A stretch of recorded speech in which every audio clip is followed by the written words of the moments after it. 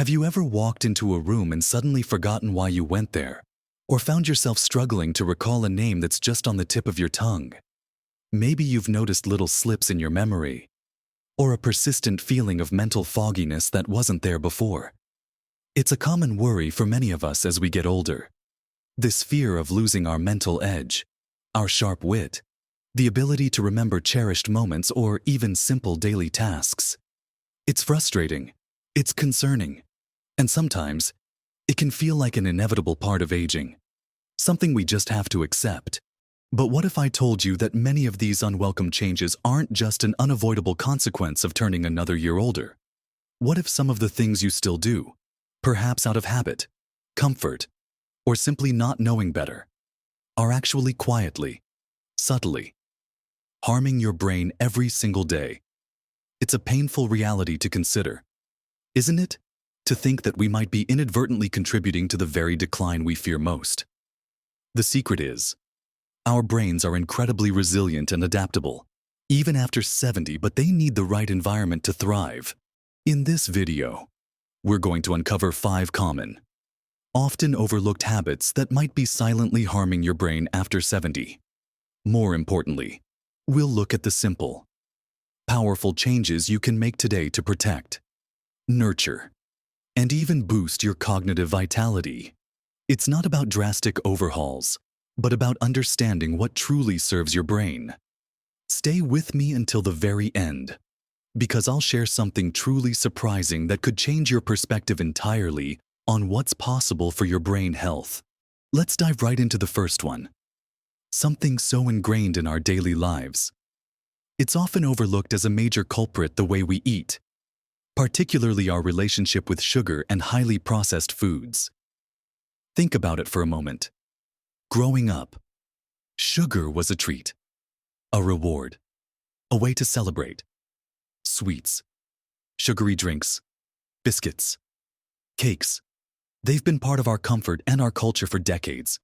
And as we've aged, the convenience of processed meals, ready-made snacks, and fast food often becomes more appealing. It's easy, it's familiar, and it tastes good, doesn't it? We might tell ourselves it's just a little indulgence, or that it's too much trouble to cook from scratch every day. We've earned our little comforts. But here's the painful truth. What we put into our bodies has a profound and immediate impact on our brains, far more than we often realize.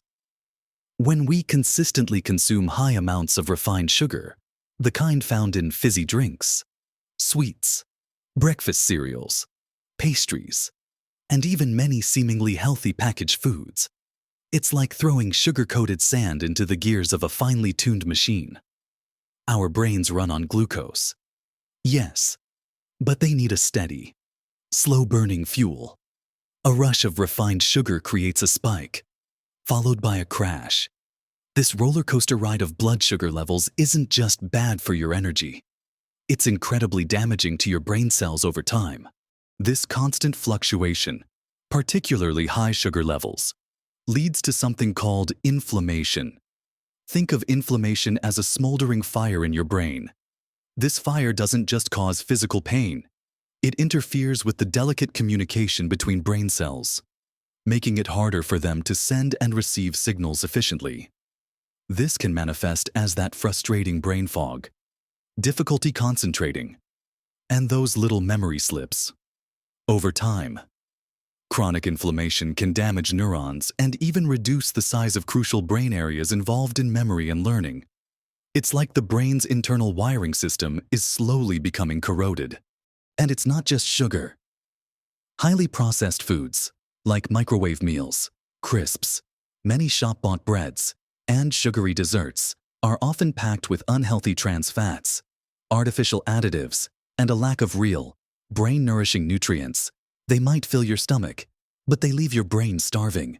These unhealthy fats can actually make your brain cells stiffer and less efficient, hindering their ability to function optimally.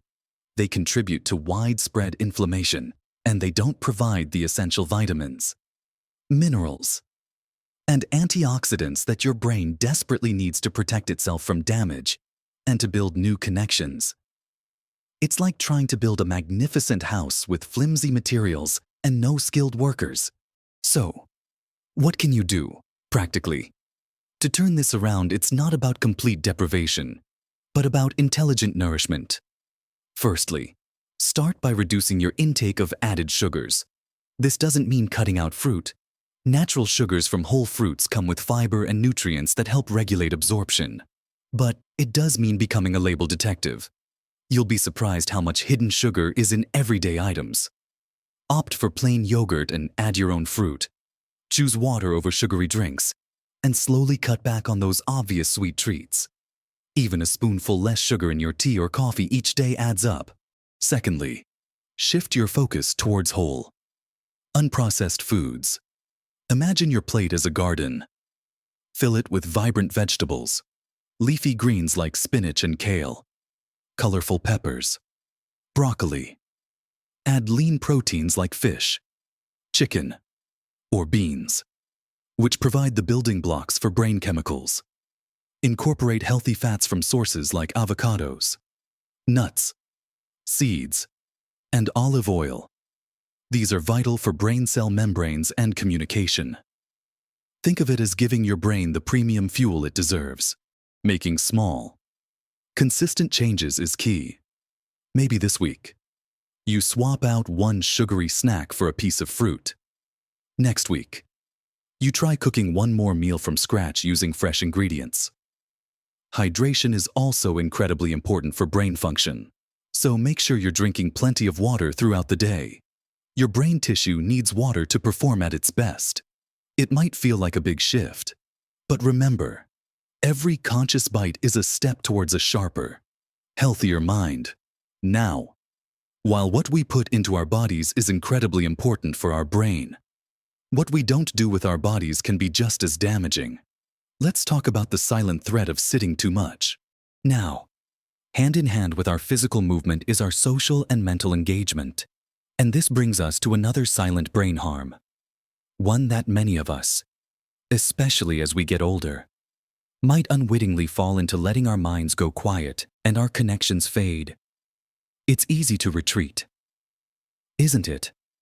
As children grow up and move away, as friends might move or pass on, as the hustle and bustle of daily work life fades, it can feel like there are fewer reasons to go out, to engage, to challenge our minds with new ideas or conversations. We might find ourselves spending more time at home, perhaps watching more television, and less time actively connecting with others or pursuing new interests. The painful truth here is that our brains are incredibly social organs. They thrive on interaction, on novelty, on being challenged with new information and perspectives. When we become socially isolated or allow our minds to become complacent, it's like a garden that isn't tended. It starts to wither. Less social interaction means fewer opportunities for stimulating conversations, less exposure to different viewpoints, and less need for our brains to actively process complex social cues, language, and problem solving. This lack of engagement can lead to a decline in cognitive function, affecting memory, processing speed, and even decision-making abilities. It's not just about feeling lonely. It's about a vital part of our brain's operating system going dormant. Consider this every time you chat with a friend, whether on the phone or in person. Your brain is working hard. You're recalling memories, processing language, understanding tone, perhaps even planning what you'll say next. When you learn something new, like a new skill or a piece of information, your brain is forming new neural pathways, strengthening its network. This continuous mental stimulation builds what scientists call cognitive reserve. Think of cognitive reserve as a brain's resilience, its backup system. The more diverse and challenging experiences you give your brain throughout your life, the stronger this reserve becomes, and the better equipped your brain is to withstand the effects of aging or even disease. If we stop building this reserve, or let it deplete, our brains become more vulnerable. The good news is that it's never too late to start building or rebuilding your cognitive reserve. Here are some actionable steps you can take first. Actively seek out social connections. This doesn't mean you have to become the life of every party. It can be as simple as making a regular phone call to a family member or an old friend. Could you meet a neighbor for a cup of tea once a week? Join a local group, perhaps a book club, a walking group, a card game club, or a volunteer organization. Many senior centers offer a fantastic range of activities and opportunities to connect, even attending local community events, like a market or a concert, can provide gentle social stimulation. Second, challenge your brain in new ways. Our brains love novelty. Have you ever thought about learning a new language?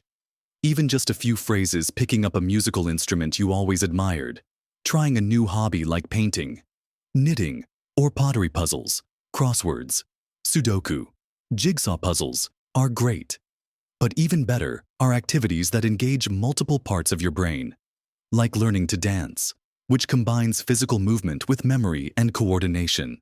If you enjoy reading, try exploring a new genre or a nonfiction topic that challenges your thinking. Even following a new recipe can be a wonderful brain booster. The key is to find something that genuinely interests you, something that makes you think and perhaps even stretch yourself a little. Finally, consider the power of giving back.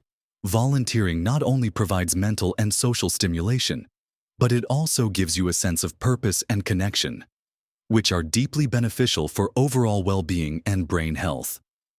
Think about what you enjoy, what skills you have, and how you might share them with your community, even if it's just helping a neighbor. These small acts of connection can have profound positive effects. It's about consciously choosing to keep your world rich, varied, and full of interaction by actively engaging your mind and fostering your social connections. You're not just preventing harm, you're actively nurturing your brain's incredible capacity to adapt, grow, and stay vibrant.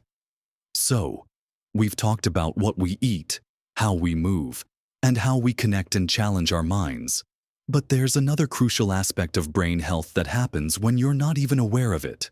And often, we're doing it all wrong.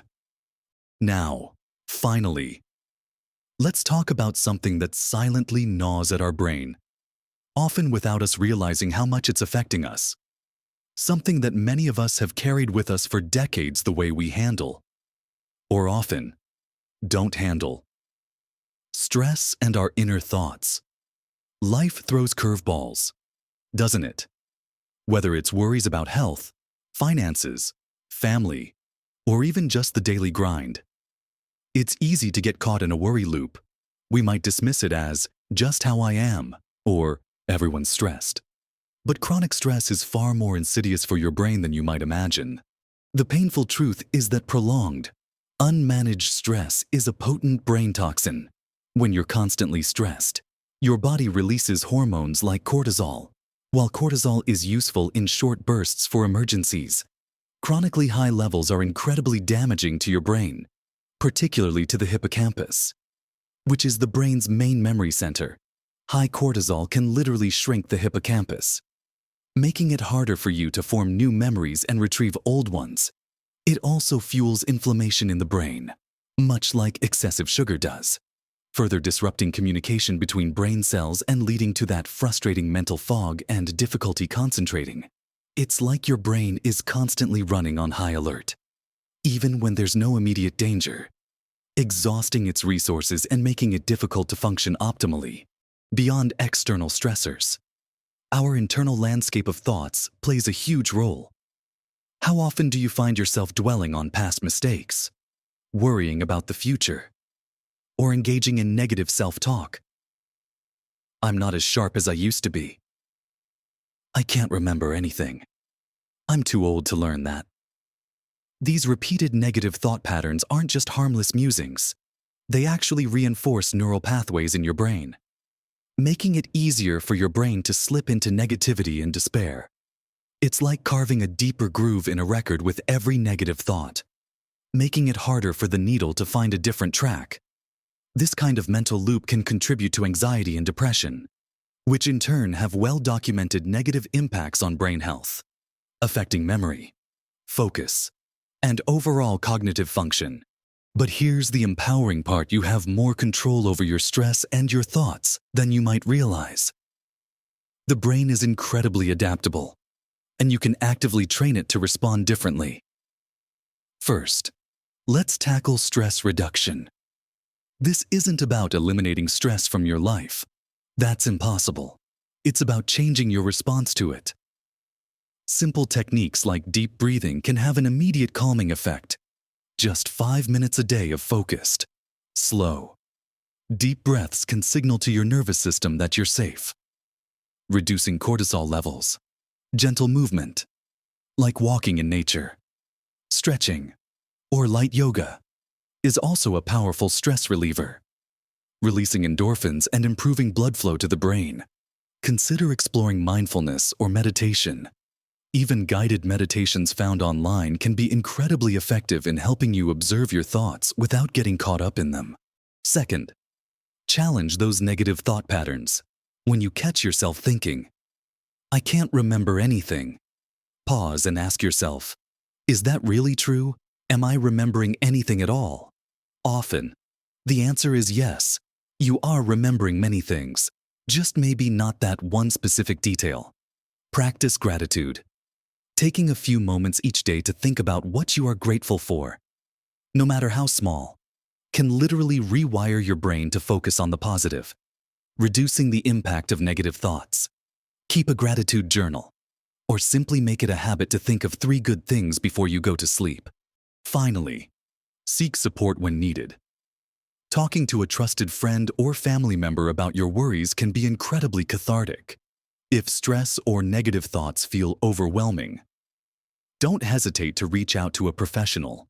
A therapist or counselor can provide tools and strategies to help you manage your mental landscape more effectively. And now, for that surprising truth I promised at the beginning. The most profound and surprising thing about brain health after 70 is not just how simple these changes can be, but how incredibly adaptable and capable of self-repair your brain truly is. It's not about being stuck with the brain you have. Even after 70, your brain possesses an astonishing ability called neuroplasticity. It can literally regrow, rewire, and form new connections. The harm we've discussed isn't necessarily irreversible damage. It's often the continuation of habits that prevent your brain from naturally healing, growing, and thriving. You have the power to stop the harm and start the healing today. So, to briefly recap, we've talked about the profound impact of what we eat, emphasizing reducing refined sugars and processed foods in favor of whole, nourishing ingredients. We explored the silent harm of a sedentary lifestyle and the incredible power of regular movement, no matter how gentle. We delved into the crucial need for social connection and continuous mental stimulation to keep your brain sharp and resilient. We also addressed the often overlooked area of sleep, highlighting its vital role in brain cleansing and memory consolidation. And finally, we discussed the insidious effects of unmanaged chronic stress and negative thought patterns, and the empowering ways you can cultivate peace and positivity. Remember, you don't have to overhaul everything overnight. Even small, consistent changes in these areas can create remarkable shifts in your brain health and overall well-being.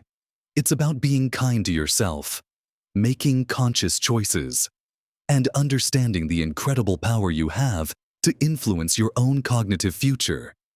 I'd love to hear from you. Which of these habits resonates most with you? What's one small change you're ready to make today to protect your amazing brain? Share your thoughts and experiences in the comments below. Your insights could help someone else on their journey. If this video has sparked something in you, if it's given you hope and actionable steps, please give it a thumbs up. That tells me you want more content like this. And if you haven't already, subscribe to the channel and ring that notification bell so you don't miss our next video. Your brain is an incredible organ, capable of so much more than you might imagine. Give it the love and care it deserves, and you truly can live your best, sharpest life at every age. Until next time, take care of yourselves and each other.